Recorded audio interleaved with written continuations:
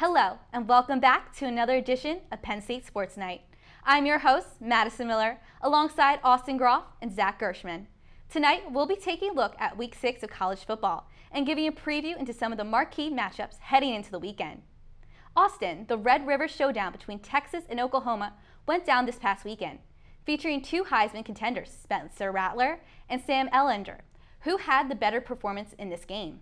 Well, we saw a huge, big game going into 4 overtimes. First half was a little sloppy. There was 5 turnovers between both teams, but I got to go with Sam Ehlinger. Had 6 total touchdowns, very impressive, carried Texas the entire game.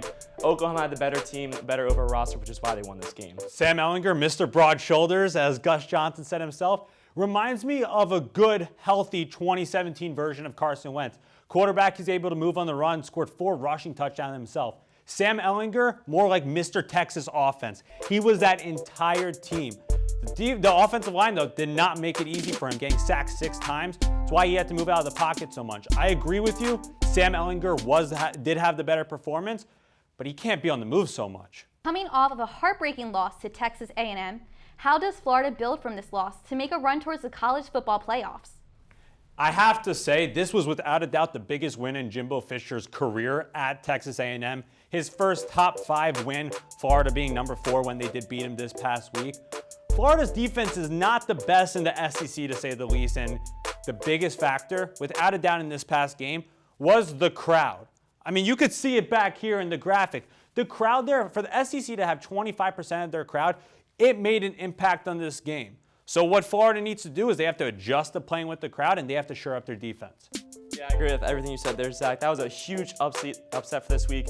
I honestly think Florida was in control of that entire game, other than when it came to that fumble there from Davis, the running back. That just set them back. You know, they got a big matchup coming this week against LSU. I see them destroying them. I think Kyle Trask is going to come back and take care of business, especially how bad LSU has been playing recently.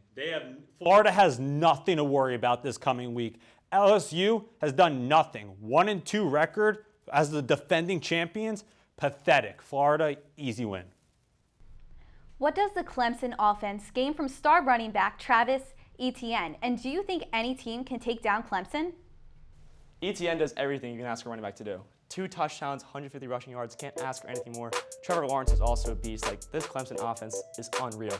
But not on the offensive side of the field. Defense is insane too. How do you hold Miami's quarterback to only 120 passing yards, especially what he's done so far this season? It's so impressive, and it's going to be so hard to beat this Clemson team when they're good on both sides of the ball. The only team I see beating Clemson this year is Notre Dame, but I don't think it's going to be close in that game even. You're right.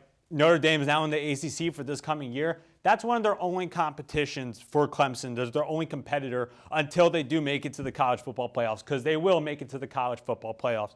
No doubt about it. You mentioned Trevor Lawrence. I hope Jets fans are watching, because you're watching your new quarterback. Trevor Lawrence is having a dominant season so far. You can't take away from Travis Etienne, though. Great first game, great game for him. Had a couple touchdowns this past week. Ran all over Miami's defense. And for, as you mentioned, with the Clemson defense as well, Derek King is nobody to sniff at. He's a Heisman contender himself. Clemson did a great job on defense. What does Kirby Smart need to do to break down Nick Saban's undefeated record 22-0 against former assistant coaches? You know, Zach, I've been very impressed with Georgia's defense this year. They held Auburn to only 6 points. They're leading the SEC in points allowed per game, only at 13. So I think that's their key factor in this game, is to hold Alabama's rushing game. You know, they got to stop their big workhorse running back in Najee Harris, you know. And I think that's where they're going to win the game. If they can stop the rush and force Alabama to pass the ball, I think Georgia has a chance of winning this game. See, it's funny you say that, because I think Alabama's biggest downfall is their defense. You can't give up 647 yards to Ole Miss. That's not an Alabama defense. On the offensive side, they have nothing to worry about. Mac Jones has a ton of weapons around him. Devonta Smith, as you mentioned, Najee Harris has been a workhorse as the running back. I do think, though, that Alabama is going to come away with the win, and Nick Saban is going to improve to 23-0 against his assistant coaches.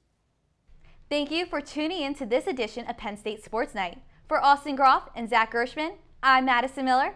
Thanks for watching. Thank you for watching this edition of Penn State Sports Night. If you're a fan of our content, please be sure to subscribe to our YouTube channel for more clips. Also, follow us on Twitter at PSSN TV and on Instagram at PSU Sports Night to keep up with all the action. For all my colleagues, we are Penn State Sports Night.